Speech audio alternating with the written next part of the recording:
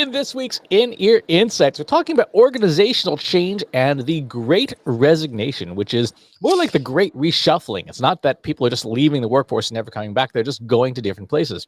We see this every week. You probably do too. If you are processing or looking at the number of people who unsubscribe to your newsletter, you'll probably have noticed since 2020, it's been dramatically higher all the time. People are just moving around. So, Katie, when we think about organizational change and the Great Resignation, what's coming to mind? For me, what comes to mind is institutional knowledge and the processes that are likely not documented, the way in which work is done, the way in which things are delivered. I was catching up with a friend over the weekend, and she had recently just started a new position. And one of the first things that immediately happened was a breakdown in communication because there was a lot of different people involved. And she, being a new person, she knew the least about the situation, but she actually had the most experience in the particular context of the situation. And so basically, long story short, things went sideways. And it, was brought to light that there was no formal process for handling these kinds of things that would have prevented the breakdown in communication. And so it was something that needed to be done, needed to be revisited. And it it's always a good thing to revisit process, but the downside of it is that it takes time away from doing client work, from serving your customers, from doing other things that bring more revenue into the company. It's sort of that it's the long play versus the short wins. And so what I'm seeing as more and more people are moving positions, moving companies, changing careers altogether, there's a whole new learning curve that has to happen both from the side of the new employee and from the employer. And if you aren't set up for success, if you don't have your standard operating procedures, if you don't have any of your training materials or anything documented, just that this is how we do even the basic things, then you're going to be essentially starting from scratch every time you have a new member on your team. How do you deal with the case where you have just a whole bunch of institutional knowledge vaporize? Because we've seen changes in way people resign. I mean, in many states in the United States, which is where we're based, it's called at will employment, where both the employer and the employee can say, "Yep, we're done," and then the 2 weeks notice thing is customary and it's polite, but it is not required by law in most places. So Mm-mm. suppose you have a team and you have a person on that team and they're a good worker, they may not be a genius, but they're not a dummy either. And one day they're like, "I'm done, I'm out, peace out," and they're gone. Mhm. How do you deal with that? It's an unfortunate situation and it's been happening a lot, but it's also not a new situation. And this is the scenario that companies don't really think about because there's just this, assumption that somebody will pick up the work and get it done and not realizing that, let's say, Chris, you decided to leave tomorrow and I had to pick up the slack. I would be scrambling to figure it out. And John might be sitting there saying, like, well, you have to figure it out. I don't care what happens. It's just got to get done. What that does is it damages the culture. It continues to breed more resentment amongst employees who are suddenly feeling overworked, burned out, underprepared, not set up for success. So that's sort of the side effect of it. What you do about it is you do your best to not get into that situation. What I mean is, it's not that people won't leave, that's inevitable. But from day one, there should be some kind of effort to be documenting things, even if it's just recording a quick video, like, you know, every week, once a week, each team member is responsible for recording 1 5-minute video on how they do X, so that you're starting to build this library of this is how we do things, even if it's really basic things like this is how we export data and bring it into our reporting system, whatever that might be. Because then at least you have some kind of a record. Now, in the event that nothing exists, and you have to start from scratch, then the first thing you need to do is prioritize. And so take stock of what that person was responsible for and prioritize the things that are the most on fire, the things that are the most um, revenue generating, the things that are the most depended on by other people, by other clients, by customers. So prioritizing it by urgency to, non-urgent things is going to help you. And then also, secondarily prioritizing it by difficulty to, ease. So you may be able to get some quick wins, and there may be some things that you just have to completely reinvent. But you have to be committed to, okay, this person left, they left no documentation. This is where we start doing that. So don't keep repeating those same mistakes. How do you deal though with the institutional knowledge loss? So, for example, with one of our clients, we've been with them now almost since the start of the company, 3 Mhm, years and change. And at this point, we actually have more institutional knowledge than the client does because they've shuffled people internally so much that there's been so many people dropping mhm, off. And so when we create a report for them, we'll often say, "Oh yeah, and remember that 2 years ago this happened, and 3 years ago this happened, and you had all these issues and things. And should they choose to stop working with us someday, a lot of that casual institutional knowledge, which makes processes faster mhm. and which makes them more efficient and which gives you correctness that someone just coming new into the data would not know, would be lost. How do you account for that? Because i- being like a corporate historian is, I think, it's important, but it's not important enough to devote full-time resources to, if you ask most managers. It's funny you say that because, a couple of jobs ago, I was that person who had all of the institutional knowledge about the product line that I was running, because I had been there since it was a, NIH grant before it was even a commercial product. So I had seen it through every single iteration. I had, all of the variables memorized backwards and forwards. I knew the history of what had worked, what we had tried, what we hadn't. And in that case, when I decided to leave that company, they didn't ask for any of that institutional knowledge. And I was like, okay, that's fine. I'm just going to do my 2 weeks and move on. And what had happened after that was about a month out, I had started getting questions and emails. And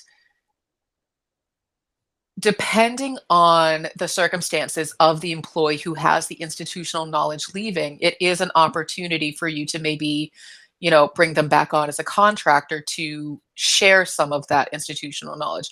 That said, the circumstances of that employee leaving may not allow for that option, and both parties may decide, okay, we don't want this. So the records that you have might be email history. It might be going through that employee's documentation, talking with other people on the team who worked with that person who has the institutional knowledge to say, tell me about the kinds of conversations you would have about this thing. Walk me through some of the history of, the software releases or something like that. There may be other people who have versions of that institutional knowledge, maybe not as complete, but you can start to piece things together. So it's almost like, and I apologize if I sort of like bungle this analogy up a little bit, but it's almost like how, generations ago, the way in which we learned about what we have going on today was through that storytelling, and it was people, and it was that documentation, whether it started with, crude drawings and just writing down like little bits. Like, one of the things that my dad does is every time I see him, he shares some sort of our family history with us, so that we can keep passing that information on, so that he's not the only person who knows it.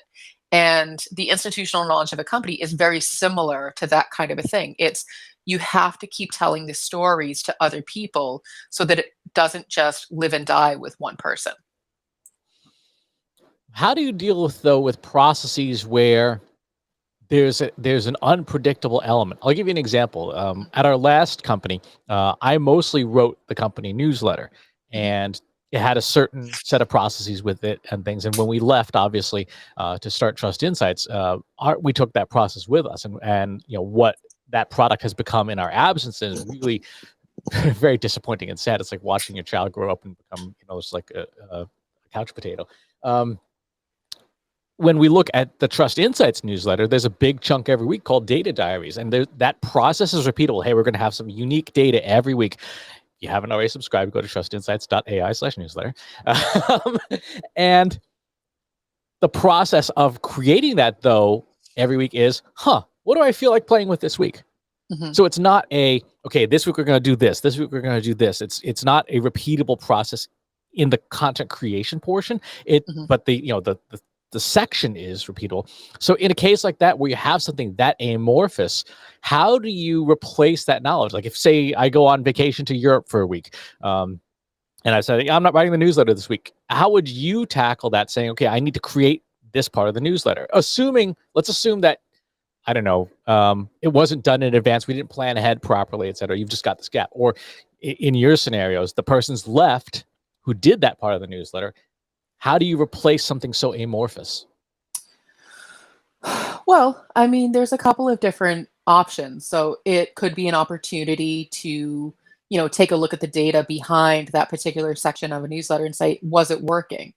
Have we just been doing it the same way because that's how that person did it, and it's very successful? Or, you know what, nobody really pays attention to that section of the newsletter. So it's an opportunity to evolve it into something new. So there's definitely that version of it. Now, that said, if it's just sort of a, this one week, somebody who isn't Chris is going to cover the data diaries, then it's okay that it's not the exact same thing. So in that scenario, it would be either myself or John, you know, saying, you know what, we both have enough skills to do some kind of data analysis. It doesn't have to be the same deep dive, Chris, that you do with machine learning and code, but we can say, with the disclaimer, hey, one of us is pinch hitting for Chris. Here's our version of the data diary. And then sort of setting the expectation with the readers and subscribers, like this will return next week. The other thing that you can do is reach out to your audience and say, hey, the person who was doing this thing before is no longer with the organization. What were you getting out of it? What do you want to see? And do we want to just maybe do a series of guest analyses, over the next few months while we figure the thing out? So there's definitely ways to handle it. The one thing I will say that I see a lot of organizations get wrong is, to put the person, if somebody leaves the organization, immediately start blaming that person for everything that is now going wrong. And also doing that publicly. Don't do that. Do not drag any of your internal drama out into the open publicly. Your audience, your customers, social media, we see everything. And that is a kind of misstep that companies will not recover from, because we will say, if you can be that disrespectful to somebody who you invested in, how are you going to treat the rest of us? So that's my little soapbox. Just don't do that. Okay. Um, so then in a case where you do have people resigning and leaving and you're losing actual skill sets, Mhm. do you reevaluate whether those skill sets are necessary still? I absolutely would. I absolutely would. And so, again, having worked at a few different organizations in different roles and seeing that turnover, the first thing that I was always encouraged to do was to evaluate, the team that I currently have and say, what's working, what's not working, but also to look at the data to say, what do we need, what do we don't need. And so, Chris, let's say we go back to that example of you used to write the company newsletter for a different company.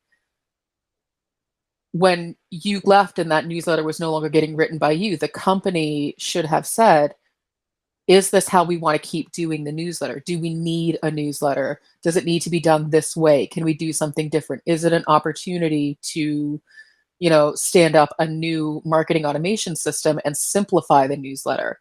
Those are the kinds of conversations that should be had versus, well, this person left and we're in the lurch and now we're screwed and nobody knows what to do. Like, that's not a productive use of time. A productive use of time is thinking through what are some different solutions and let's look at, was it even working? How do you deal with the person in an organization who does not want to share their institutional knowledge? They're insecure. They like, I want to be the only one who knows this thing, so that you can't fire me.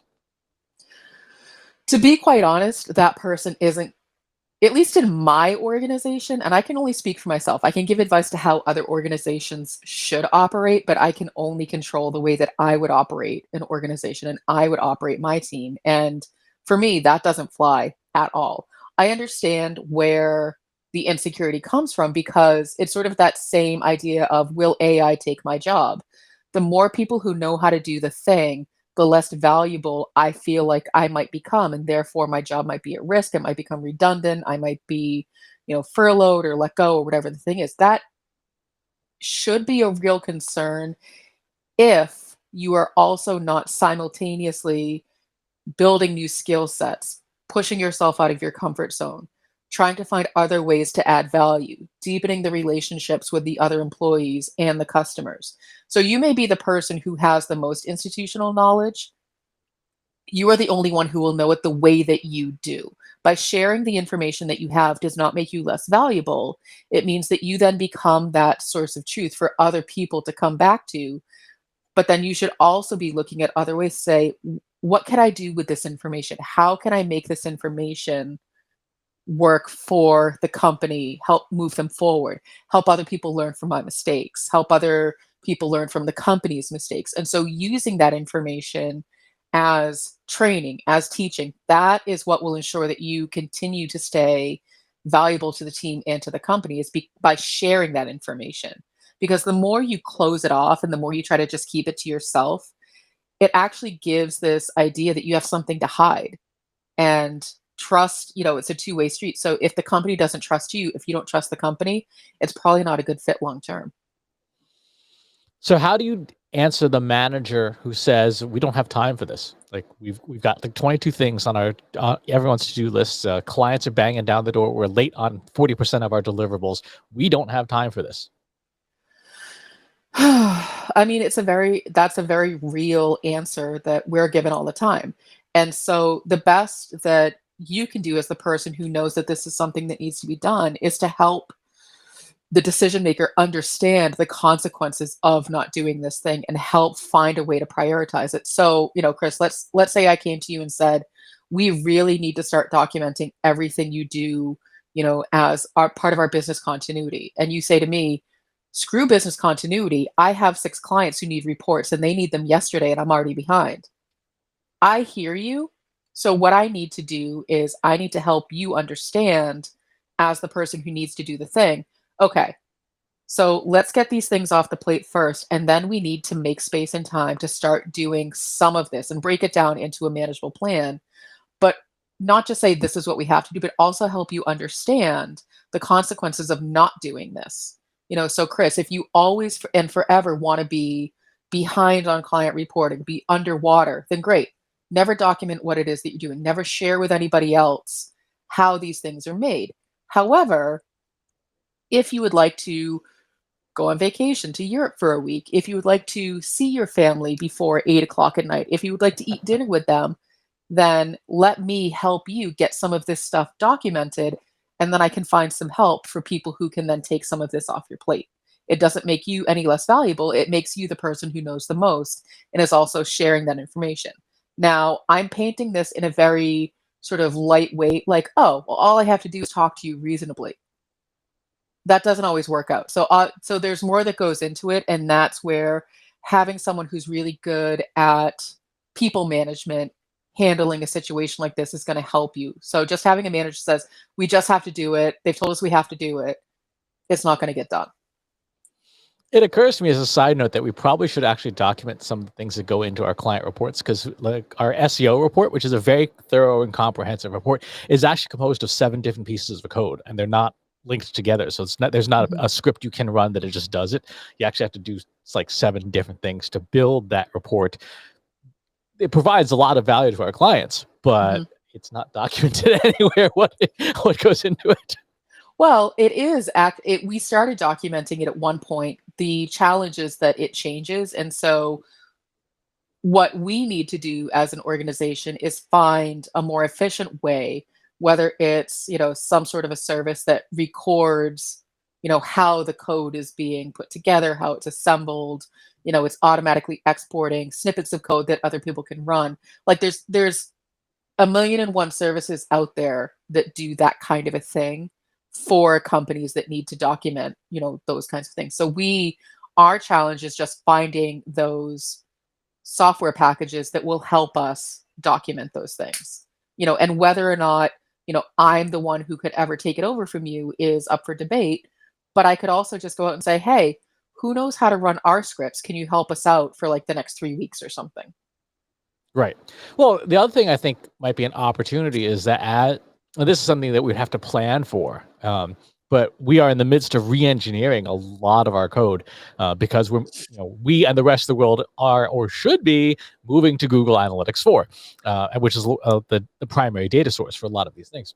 Mhm. And if as we because if a lot of this stuff, like we talked about in previous episodes of the show, GA3 to GA4 is not just an upgrade in place. It's not like installing a new version of Word. It Right. is a new piece of software from the ground up, which also means that everything that connects to it has to be rewritten essentially from scratch. It's a new API, new everything. So, what's the process or what's the recommended process if you know you've got to rebuild the thing from scratch anyway? Um, Mhm. how do you build this sort of continuity into it so that the next version doesn't have all the flaws of the previous version? Well, what you're talking about is standard software development. And so, you know, it's encouraged, but rarely ever done to document and take snapshots of the current status of something. And then sort of doing that, for lack of a better term, the post-mortem of, those projects, say what worked, what didn't work. And so if you're looking to upgrade the software, if you're looking to make it more efficient, you first need to know what wasn't working and what was taking the longest so that you have that baseline to say, is it working better? And so anecdotally, you can go, yeah, I think it's faster. It might be like a couple minutes faster. But unless you've actually done that documentation and done that analysis of what it was, you'll never really know. And again, these are the things that people want to skip over because they take time, they take away from doing client work. But what you end up finding is the more of these activities you skip over, the less time you have for yourself, the more you're just continually underwater. The lack of governance, the lack of documentation, the lack of process, the lack of institutional knowledge, all of those things compounded mean you have a culture of people who are burnt out, people who are constantly reinventing the wheel. You, as an organization, are probably wasting a lot of money where you wouldn't necessarily need to. So you have to make it a priority. You have to make it a priority for the success of your organization, period. So, from a practical perspective, would a starting place be like, for example, to pull up a report and say, okay, in this report, what is this piece? Where does it Mhm. come from? Absolutely. And maybe you just take, you know, a most recent report, make a copy of it, and then literally mark up slide by slide. These are the, three places where I get the data. So even starting with the data sources is probably a helpful thing. And so, I would look at this and go, okay, I'm assuming that the data sources for this particular slide are Google Trends, your SEO software, and then R to run, the code. And so we would just start by listing out where do you get the data, where's the data go, and then the next step would be what is the actual process. You could do the report slide by slide. That's a very straightforward way to do it. So then you have that record, and when you go to modify it and say, okay, what's changed, then you can do that delta between the two. Gotcha.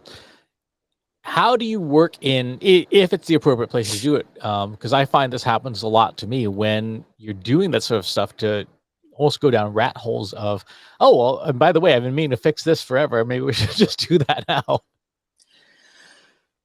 It's tough. It depends on how big of a change that fix is. So if it's just like a one line of code, what I would recommend is taking a snapshot of before and after. So as we're going through, so let's say, we wanted to just, mark up this deck with a bunch of documentation.